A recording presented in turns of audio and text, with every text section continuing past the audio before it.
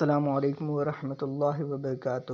آج کی ویڈیو میں ہم نبی کریم صلی اللہ علیہ وسلم کی احادیث مبارکہ کو پڑھیں گے۔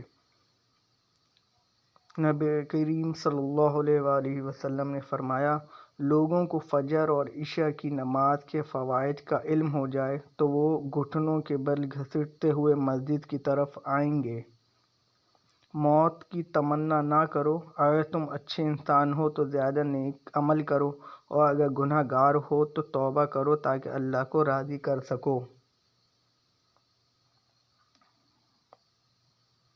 قرآن پڑھا کرو، کیونکہ قرآن قیامت کے دن اپنے پڑھنے والوں کی سفارش کرے گا۔ مسلمان کو گالی دینے سے بندہ فاسق ہو جاتا ہے، مسلمان سے لڑنا کفر ہے۔ جو شخص لوگوں کو نماز پڑھائے اس کو چاہیے کہ آہستہ پڑھائے، کیونکہ اس میں بیمار، کمزور اور حاجت والے سبھی قسم کے لوگ ہوں گے۔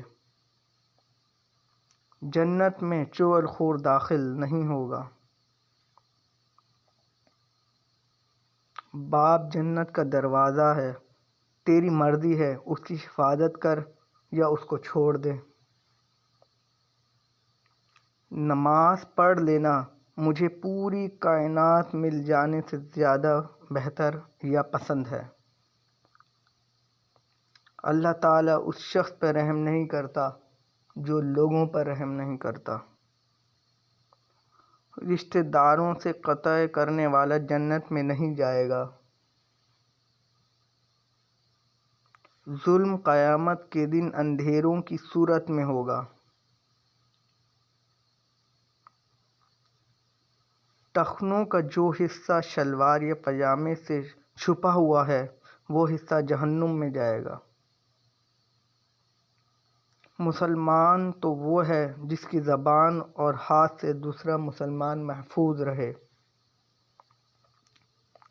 جب تم حیا شرم نہ کرو تو پھر تم جو دل چاہے کرو۔